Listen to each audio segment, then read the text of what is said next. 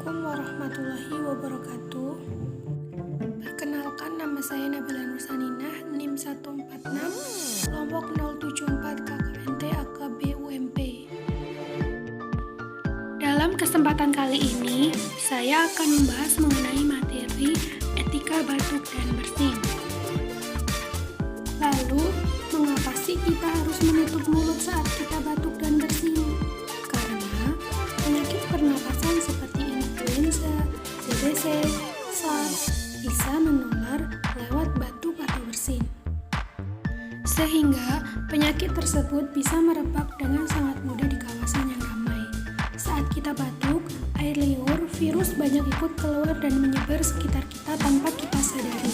Sehingga orang yang ada di sekitar kita itu rentan dan sangat beresiko untuk tertular. Berikut ini beberapa langkah etika batuk dan bersin. Langkah yang pertama yaitu selalu gunakan masker. Langkah yang kedua yaitu tutup mulut dan hidung dengan lengan atas bagian dalam.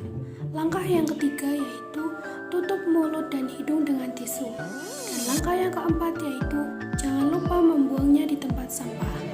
Dan langkah yang terakhir yaitu cucilah tangan dengan menggunakan sabun dan menggunakan air yang mengalir. Berikut ini ada sedikit lagu berkaitan dengan etika batuk dan bersin. Dengerin ya.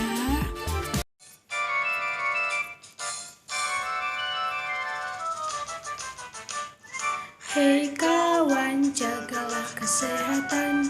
Bila kamu batuk, janganlah sembarangan. Tutup mulut dan hidung dengan tisu. Dan segera buang ke tempat sampah. Atau kita gunakan lengan bagian dalam. Pakai masker untuk cegah masuknya kuman. Janganlah sampai meludah sembarangan. Periksa segera ke vaskes yang terdepan. Inilah etika dalam batuk untuk mencegah penularan penyakit, agar kita sehat dan semuanya sehat, menjadi generasi Indonesia kuat. Agar kita sehat dan semuanya sehat, menjadi generasi Indonesia kuat. Materi yang dapat saya sampaikan